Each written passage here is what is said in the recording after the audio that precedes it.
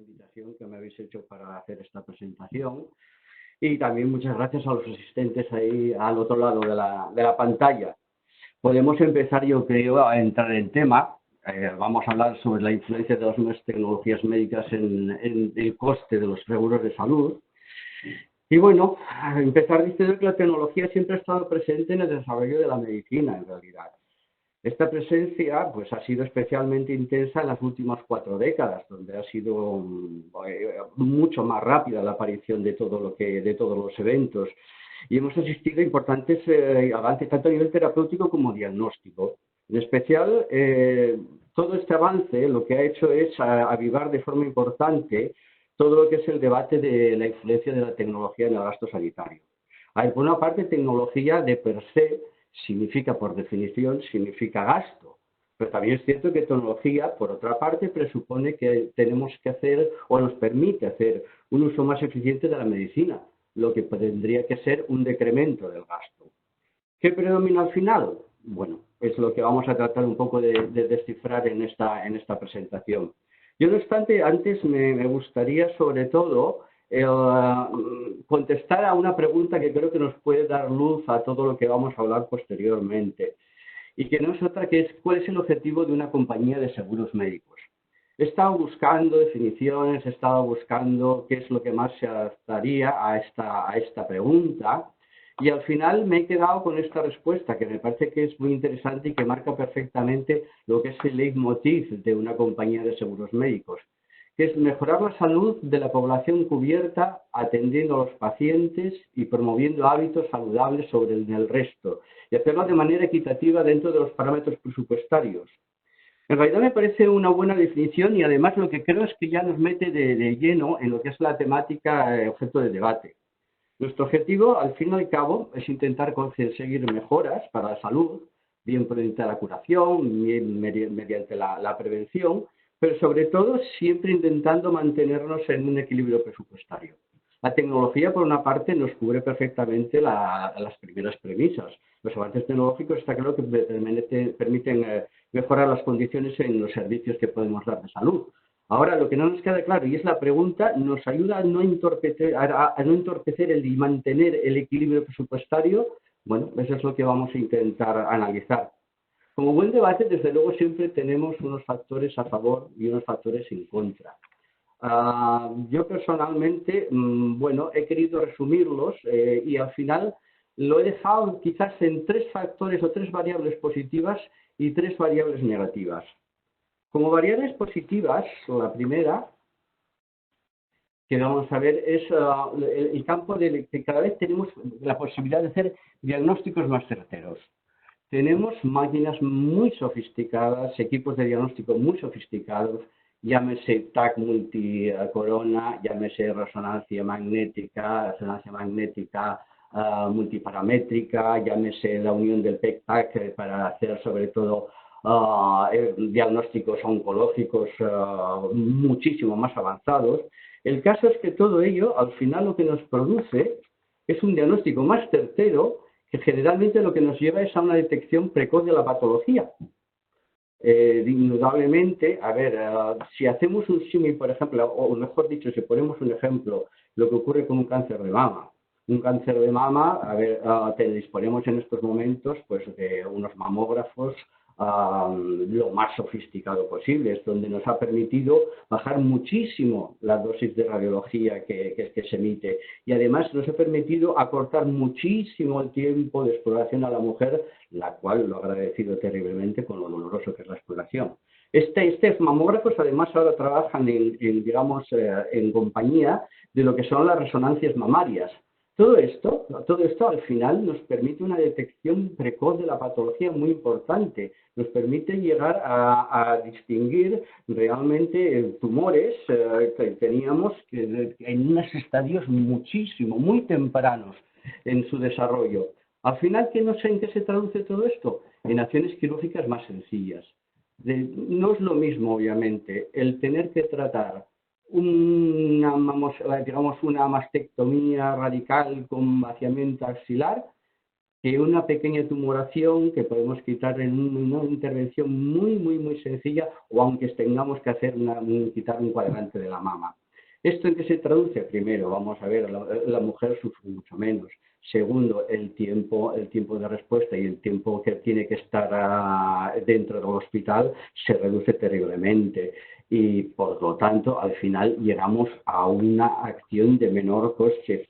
Ha bajado el coste mucho, de forma muy importante. El segundo punto que creo que influye en todo este proceso es lo que ahora estábamos hablando de diagnósticos certeros que nos llevaban a cirugías muy simples, pero lo que sí es cierto es que además tenemos capacidad en estos momentos de hacer cirugías de la cada vez más sofisticadas y yo diría más precisas. Tenemos elementos como toda esta cirugía laparoscópica, como es la cirugía robótica, que nos permiten avanzar mucho en todo lo que estamos haciendo y sobre todo lo que nos permiten es llegar a intervenciones menos invasivas. ¿Qué producen estas intervenciones menos invasivas? Una recuperación mucho más rápida del paciente y con menos secuelas. Aquí, siguiendo poniendo ejemplos, a ver, no es lo mismo lo que antes pasábamos para eliminar una vesícula, para hacer una colecistectomía, que lo que pasamos hoy mediante una cirugía laparoscópica. Antes se abría cielo abierto, se tenía que sacar la vesícula, se cerraba, la herida era mucho mayor, la persona tenía que estar en el hospital prácticamente una semana. Hoy, sin embargo, simplemente 3 pequeñas incisiones en el abdomen, metemos el gas, sacamos la vesícula y ¡pum!, se acabó. Al final, ¿qué ocurre con todo esto? Estancias más cortas y sobre todo menos complicaciones secundarias, aunque solo sea que por la estancia más corta ya tenemos menos peligro de tener una infección nosocomial, lo cual, bueno, pues ya es realmente un logro bastante importante. Después, me gustaría, entrando un poco como ejemplo de lo que es la cirugía tan sofisticada que tenemos, he tenido el ejemplo de la cirugía robótica en intervenciones de próstata. A ver, hoy en día cada vez se está usando más para cualquier intervención, ya sea de próstata, pero incluso para otro tipo de cirugías. Se está usando también para la cirugía digestiva, cirugía de mama. ¿Y qué nos permite la cirugía robótica? Primero, es muy precisa. Por lo tanto, a ver, realmente se hace muy poca herida, digamos, al paciente.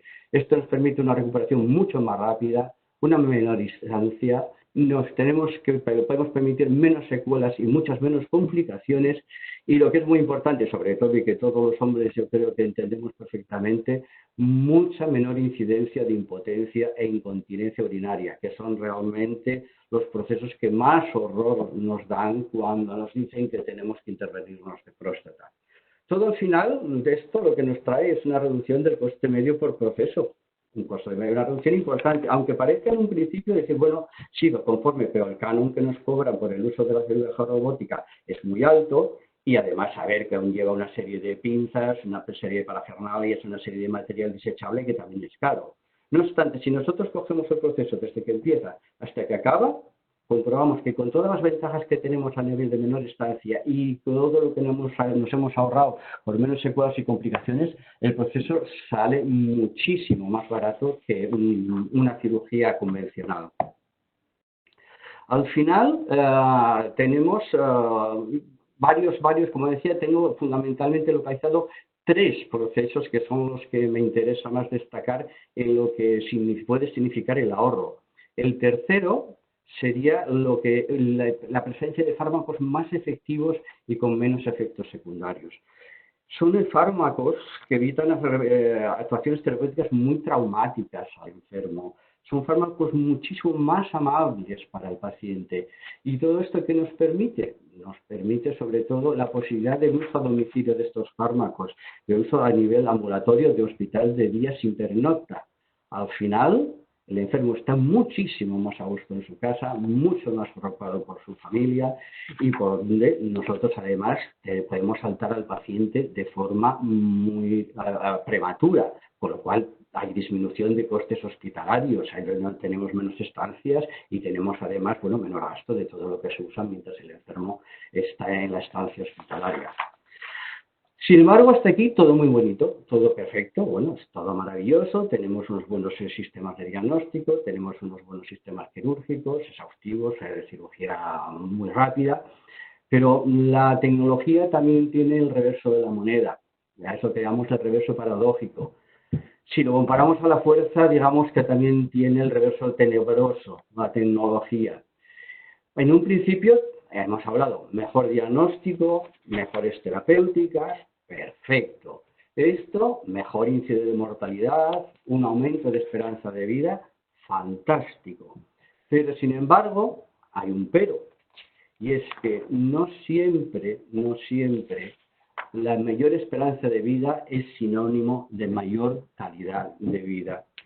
Tenemos en muchos casos en que el cuerpo se empieza a estropear por el paso del tiempo, hay un deterioro del cuerpo, de las funciones, muchos sistemas celulares no están preparados para vivir tanto tiempo, aparecen las enfermedades degenerativas y al final, pues bueno, tenemos mayor cantidad de enfermos crónicos.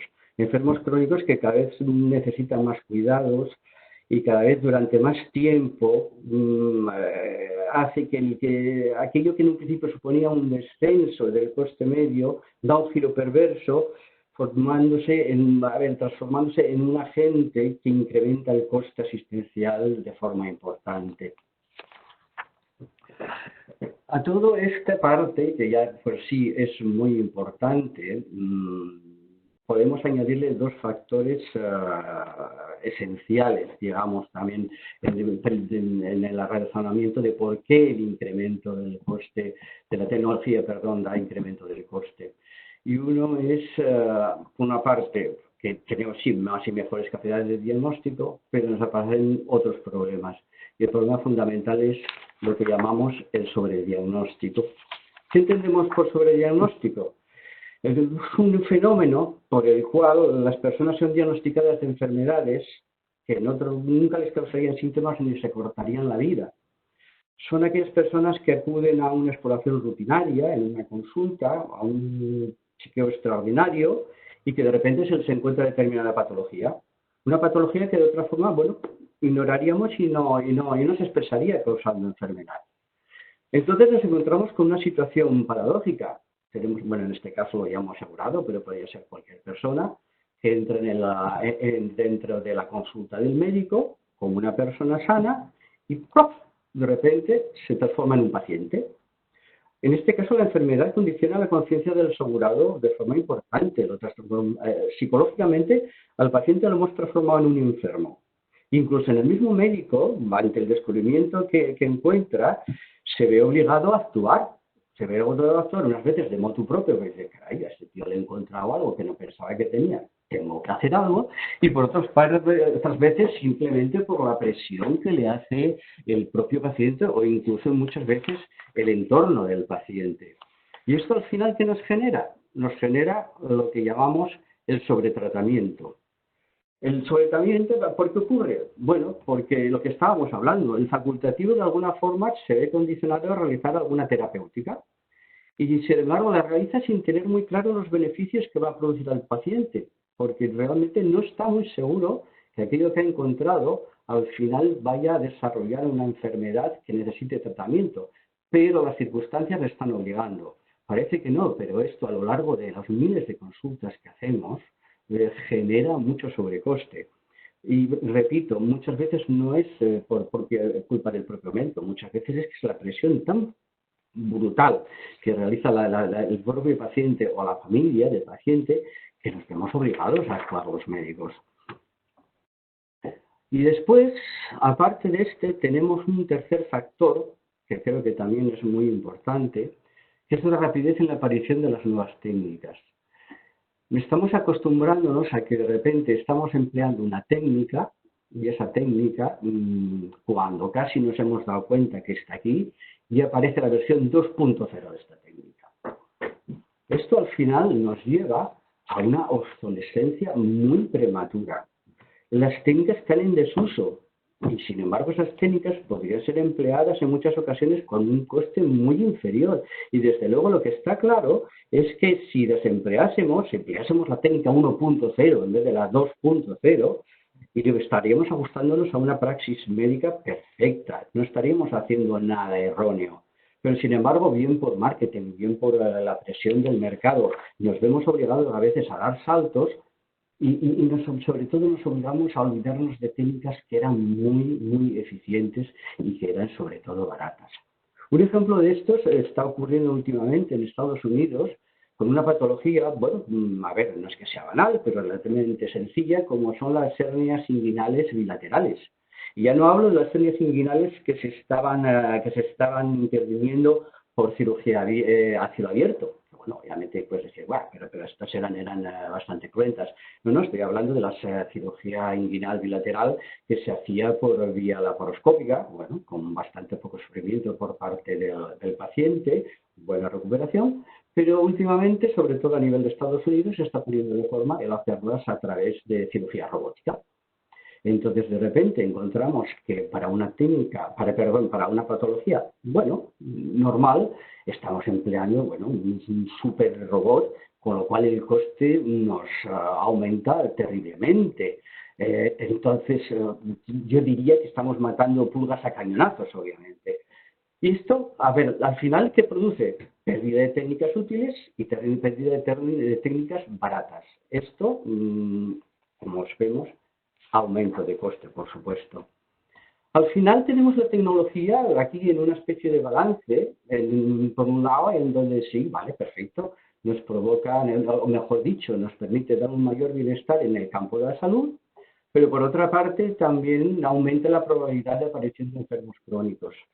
Esto nos crea una serie de retos para las compañías. Un reto que por una parte nos exige proporcionar a los asegurados técnicas que aporten más confort y seguridad en el deseo de bienestar que tienen estos asegurados. Pero además, tenemos que encontrar soluciones para el asegurado senior, para aquel asegurado que está desarrollando una enfermedad crónica y que no podemos olvidar, además, que bueno, que será una parte importantísima de nuestra cartera. Todo esto, todo este conjunto, al final, lo que tenemos muy claro es que tenemos que hacerlo dentro de un presupuesto equilibrado. Todo ello debe ajustarse a este presupuesto y, sobre todo, tenemos que buscar el balance más correcto entre lo que son primas y prestaciones para que estemos dentro del presupuesto equilibrado. ¿Cómo hacer frente a este reto? Bueno, podremos usar lo que nosotros llamamos los recursos que contemplan un triple objetivo, los recursos que cumplen un triple objetivo. Por una parte, son recursos que nos permiten mejorar la experiencia percibida por los pacientes, son recursos que nos ayudan a mejorar los recursos clínicos y son recursos que nos ayudan a controlar los costes. Cuanto más equilátero sea este triángulo que tenemos aquí, más fácil será llegar al equilibrio.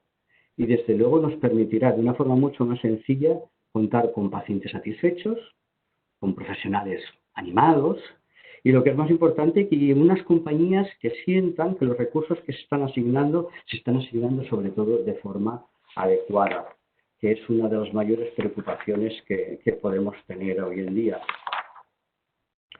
Como conclusión a todo esto que he contado, bueno, vemos que si vamos a lo que son los argumentos, existe un equilibrio entre los argumentos a favor y en contra. He dicho 3 argumentos prácticamente a favor, prácticamente otros en contra. Bueno, parece que la situación está equilibrada. Pero bueno, no vamos a mentirnos a nosotros mismos porque no es así.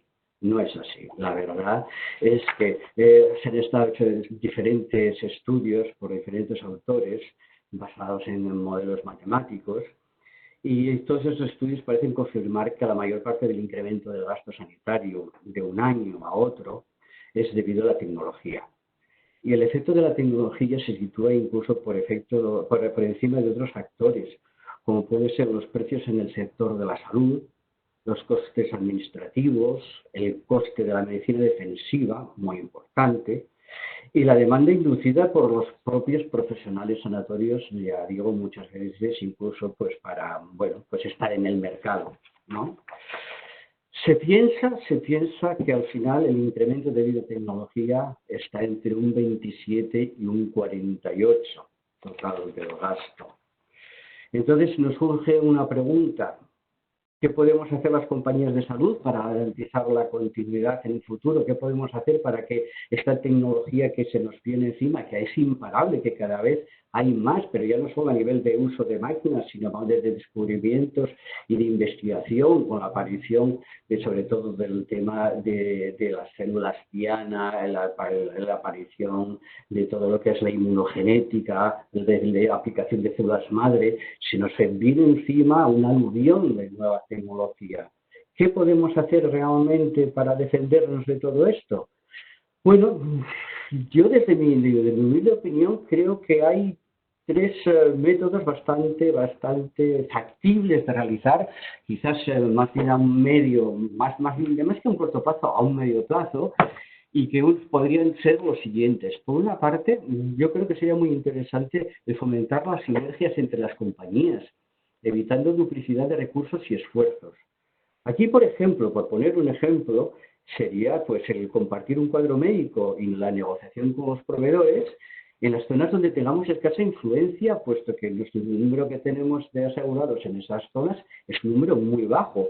En estas zonas nosotros prácticamente no somos nadie. Sin embargo, si logramos fomentar sinergias entre diferentes compañías, bien de forma individual o bien a nivel uniéndolos a lo que ahora se llama una TPA, pues sí que podríamos conseguir una masa crítica de asegurados que realmente nos hiciesen que los proveedores nos viesen como alguien mucho más importante y nos permitiese realmente poder negociar, si no ya igual, sí muy parecido a aquellas zonas en donde tenemos una implantación ya importante y donde se nos reconoce nuestra imagen de marca. Esto por una parte. Después, por otra parte, creo que es fundamental el integrar y fomentar plataformas de control que aseguren el empleo racional de comedido necesario de los medios de diagnóstico y tratamiento. Aquí me estoy refiriendo sobre todo a plataformas de control de radiología, de control de hemodinámica, de control oncológico. Son plataformas que, por una parte, nos tienen que controlar que todas aquellas prestaciones que estamos dando se ajustan perfectamente a lo que es la cobertura de nuestra póliza. Esto hoy en día, a ver, parece una cosa muy fácil, pero hoy en día cada vez es más complicado. Sobre todo, por ejemplo, si nos metemos en el mundo de la oncología, con la aparición de terapéuticas sobre células diana, es terriblemente complejo. Los laboratorios, los oncólogos nos piden, bueno, pues multitud de fármacos monoclonales y muchas veces nos es muy difícil distinguir si esto entra dentro de nuestra póliza o, sin embargo, está fuera de cobertura de la póliza. ¿Cómo estamos funcionando? Estamos funcionando a través de plataformas que, por ejemplo, en este caso en concreto, nos dicen, ojo, esto que se os están pidiendo no está dentro de la cobertura de vuestra póliza, por lo tanto, no tenéis el deber de darlo. Muchas veces lo único que hace también, aparte de lo que es mirar la cobertura, nos indica si se está haciendo una buena praxis con la indicación de ese fármaco o de esa técnica.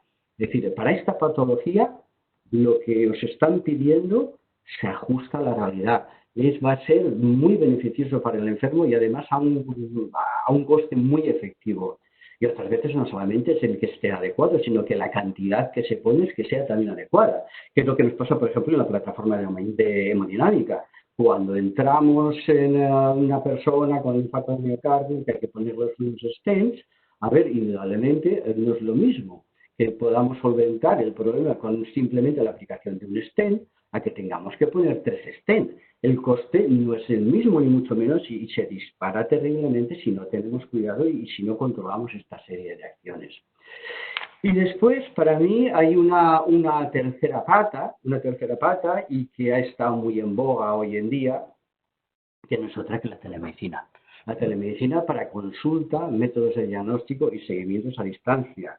Estaba empezando, estaba en ciernes, pero sí es cierto que la irrupción de la COVID-19, la pandemia, le ha metido un empujón de una forma muy importante.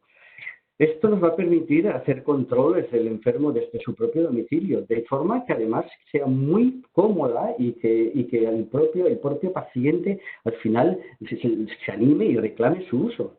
Al final evita el tener que usar métodos convencionales mucho más costosos, ya simplemente por la frecuentación que tiene que tener el paciente acudiendo al centro, como para los recursos humanos necesarios para atender a este paciente. Desde luego, lo que está claro, la telemedicina nos puede ahorrar muchas consultas, nos puede ahorrar muchas llamadas y sobre todo visitas a centros de urgencia, con lo que ello lleva a nivel de coste, y desde luego evitar mucho sobreingreso hospitalario. Todo ello en conjunto, estas tres patas, creo sinceramente que nos podrían ayudar de forma importante a tener una garantía de futuro, que es lo que al final las compañías medias, como es en este caso Fiat, es lo que queremos y lo que pretendemos asegurar. Hemos ahora tocado de un refilón todo lo que es la pandemia y el COVID-19. Entonces, a partir de aquí sí que me gustaría hacer un inciso, o mejor dicho, acabar la presentación haciendo una reflexión sobre el efecto COVID-19 sobre las compañías de salud. ¿Qué es lo que pasa con las compañías de salud frente al COVID-19? A mí lo primero que me llama a hacer es, bueno, revisar en nuestro entorno, en el entorno de las compañías de salud, ¿qué se piensa? ¿Cómo se piensa que estamos viviendo el efecto pandemia? Y bueno, por lo que oigo, hay una respuesta clara. Beneficio. Lo primero que dicen es, estos tíos se están forrando. ¿Por qué? ¿Por qué piensan que nos estamos forrando? Bueno, a ver, indudablemente no les falta razones, pero hay un parón de toda la actividad médica, no considerada urgente o de emergencia, las consultas se han parado, la cirugía programada se ha parado, las sesiones de fisioterapia se han parado, de podología. Resumiendo, todo lo que no es urgente se ha parado. Por otra parte, ¿qué se suma a esto? Hay un sentimiento o una sensación de que la acción frente a la COVID-19 se ha centrado fundamentalmente en la sanidad pública. Que los hospitales privados y en las compañías, por ende, no hemos tenido mucha participación en la atención al enfermo COVID.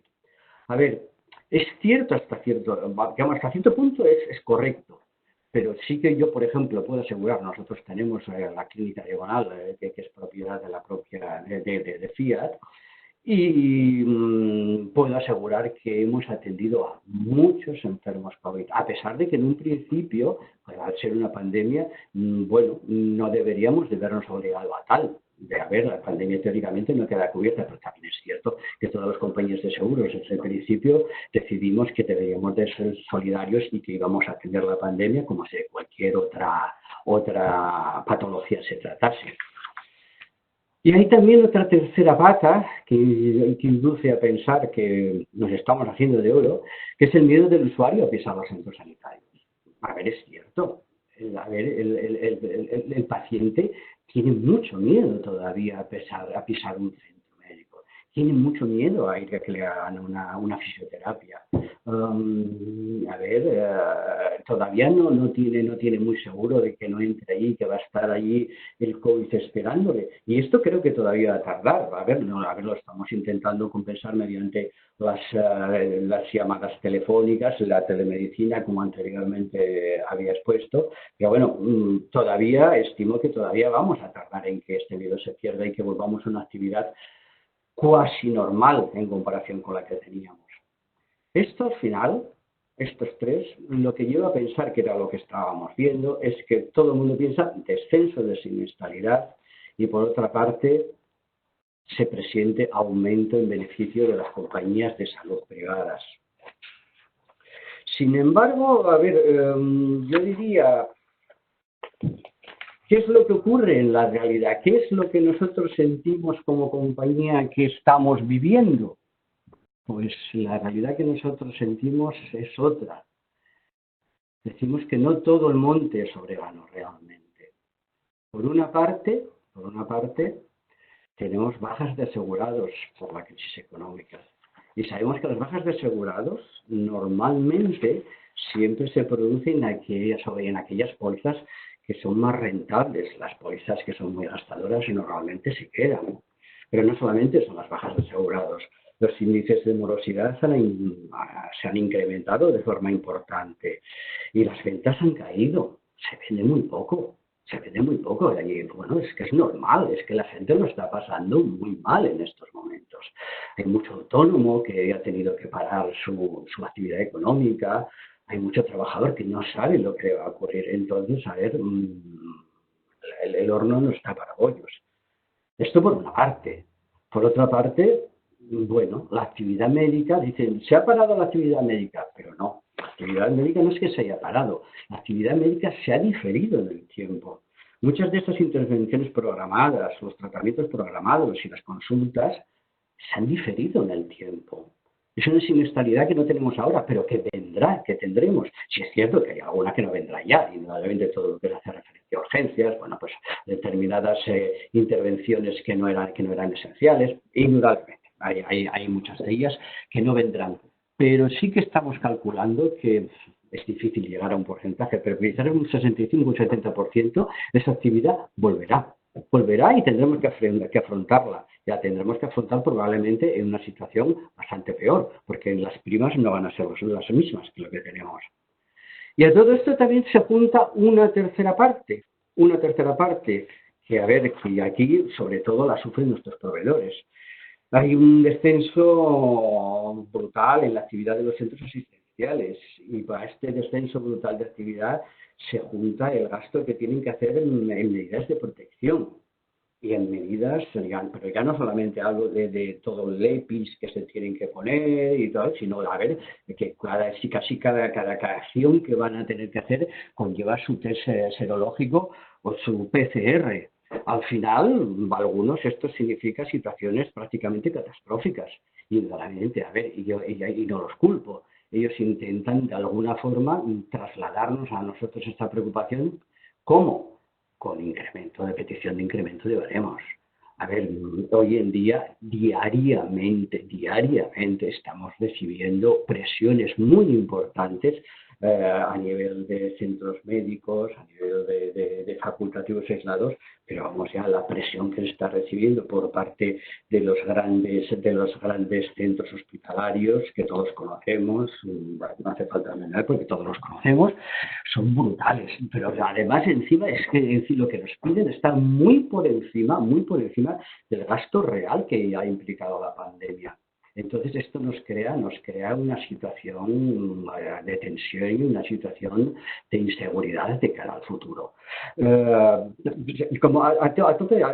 diría que como ejemplo, estimamos que simplemente lo que vamos a tener que gastar en pruebas serológicas de IgG, IgM y en PCRs para lograr el diagnóstico de COVID va a significar al final de año un gasto de 7 euros por asegurado. Por asegurado es un coste muy, muy importante. Por lo tanto, al final, ¿qué tenemos? Que para nosotros como compañías, hay un falso descenso de la siniestralidad. Y por tanto, lo que tenemos es que no hay un ahorro en compañías de salud privadas, o al menos, desde luego, no nos estamos transformando en el tío Gilito.